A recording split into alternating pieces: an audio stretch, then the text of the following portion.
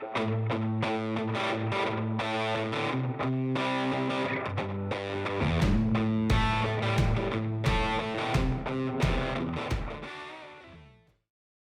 y'all, I'm Lauren and welcome to Cantina Cast. Today I'm talking about Path of Vengeance by Cavan Scott. This is the new High Republic young adult novel that's going to be coming out on May 2nd. It is going to be the sequel to Path of Deceit, which is the first young adult novel which came out back at the beginning of Phase 2. That's the one that's written by Tessa Gratton and Justina Ireland. And I've had high hopes for this one because Cavan Scott, I love pretty much everything that he does. His writing just really, really works for me. Just the way that he writes prose, the way he paces things, I just really like his work. So this one has been like a highly anticipated one for me, and I'm excited to talk more about it once it comes out on May 2nd. But I mean, if you're a fan of Cavan Scott's work, then I really feel like this book is going to deliver for you. At the time of me posting this video, this book isn't out yet, so I am going to keep this video very general. I'm not going to have any spoilers in it, but I did want to just kind of give you an idea of what to expect if you're thinking about reading this one. So a very general summary of this book is that we are picking up with Marta Rowe and Yana Rowe after the Battle of Jeddah. And so with this book, we do kind of see the fallout of the battle and how it relates to the two cousins specifically. And we do see kind of like more of the Path's perspective on how this battle went. And we are really getting to zero in a lot more on Marta and Yana and just kind of like how the events that we've seen happen in the High Republic so far, how they've affected those two characters. Because the two of them have changed since we last saw them in Path of Deceit.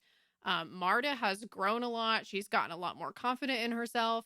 And with Yana, she was originally back in Path of Deceit. She was wanting to leave the path. But now when we pick back up on her in Path of Vengeance, those plans to leave the path have been kind of derailed. And so we're kind of seeing how she's dealing with that, what her new plan of action is going to be going forward, and just how the two of them are trying to work together with the fact that they have both changed so much and that their relationship to each other has also changed. And while these two cousins really are the central point of this book, we also see a lot of characters from previous High Republic works coming in as well. Most notably, Cavan Scott's High Republic comic series that he's been doing. So if you've been keeping up with the High Republic comics, the Phase 2 characters and a lot of that Phase 2 storyline, it is playing into this novel quite a bit. And so for that reason, I would say that going into this book, your reads that you definitely want to do before reading Path of Vengeance are, of course, going to be Path of Deceit, because that's setting up Yana and Marta, who are key characters in Path of Vengeance. And then in addition to that High Republic comic series by Cavan Scott. There's times that we have the High Republic comic series kind of like weaving into Path of Vengeance. So like Cavan Scott does a good job of reminding you of certain details from the comics that like you might need a refresher on.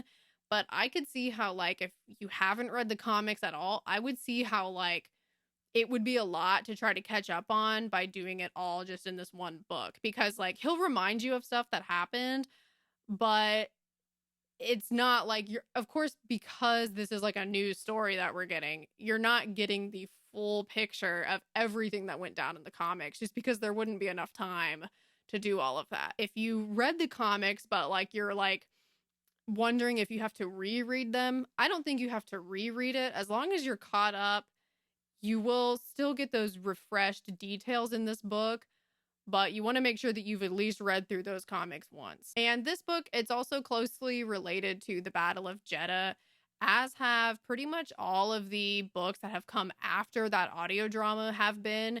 So you really want to make sure that you've read the Battle of Jeddah as well. And that's the one that's written by George Mann. Those are the stories that this novel is most heavily based on. So like those are your must reads.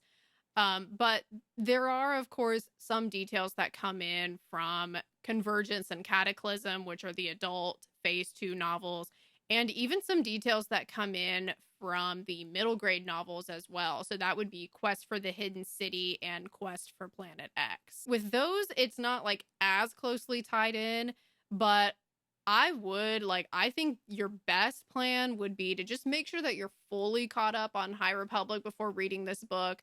But like worst case scenario, if you don't read the middle grade novels, you're not going to be totally lost like you would be if you didn't read like some of those other more crucial things.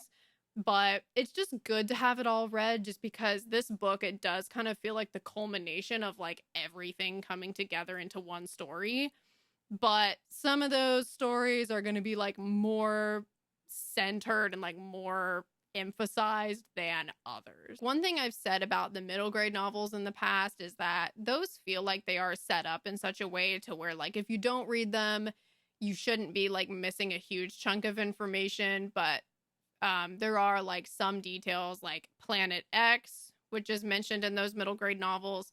Planet X does play a part in Path of Vengeance. So like that is kind of like an example of if you don't get that Planet X information from the middle grade novels, you're going to be okay. You're not going to be lost.